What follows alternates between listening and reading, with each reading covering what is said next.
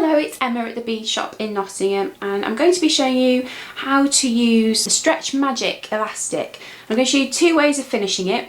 One which involves knotting and gluing, and the other way which involves using a size 2 crimp tube. I'm just going to be making some simple bracelets. In this instance I'm going to be using 6mm Swarovski Xilion beads. These are a lovely blue zircon colour. I'm going to start off by showing you how to use the knotting and gluing method, and then I'll get on to the crimps. So I've cut myself about a 25 to 30 centimetre length of 0.7 Stretch Magic in clear. 0.7 will go through the vast majority of beads, especially Swarovski ones.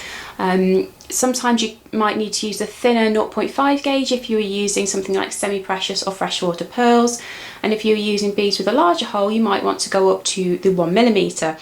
But as a general rule, your 0.7 is a pretty good standard option. One tip when you are threading beads onto elastic to stop them coming off the ends is to use a bead stopper. So I'm just going to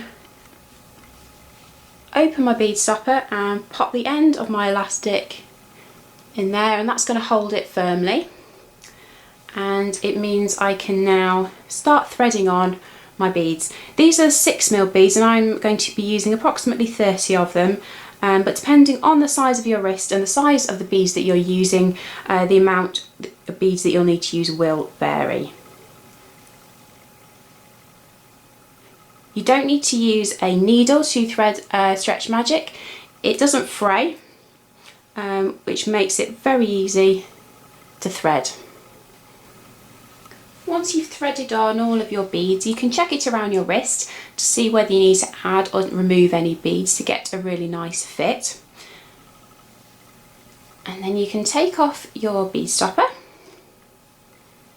and grab the two ends of Stretch Magic, and we're going to tie a double knot, one on top of the other.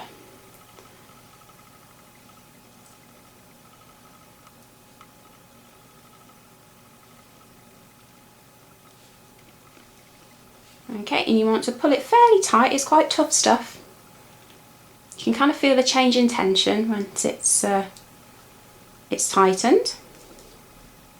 And then just to secure it, because Stretch Magic is so slippery, they do recommend that you use a small amount of glue just to secure that knot. So before I cut off my tails, I'm just going to go ahead and pop a little bit of glue on that knot. I'm going to be using the GS Hypo Cement, but you can also use a thin super glue or even a clear nail varnish to do this.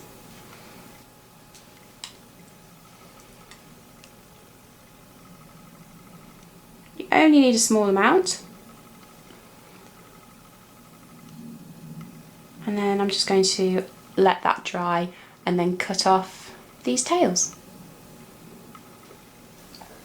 So the second method of finishing off Stretch Magic is to use one of these crimp tubes. This is a Beadalon size 2 crimp tube, which is perfect for the 0.7 Stretch Magic.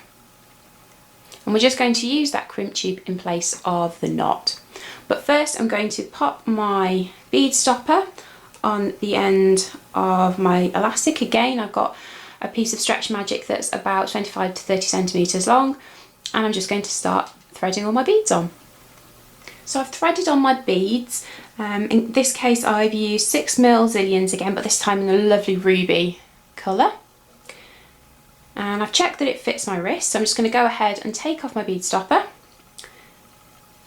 and take my crimp tube, and I'm going to take one end of the Stretch Magic from right to left and the other from left to right, so they cross over into the crimp tube. And what I've done to make this job a little bit easier is actually cut the ends of the Stretch Magic at a slight angle, and it just makes it a little bit easier to pass through the middle of the crimp tube. So that's one side through,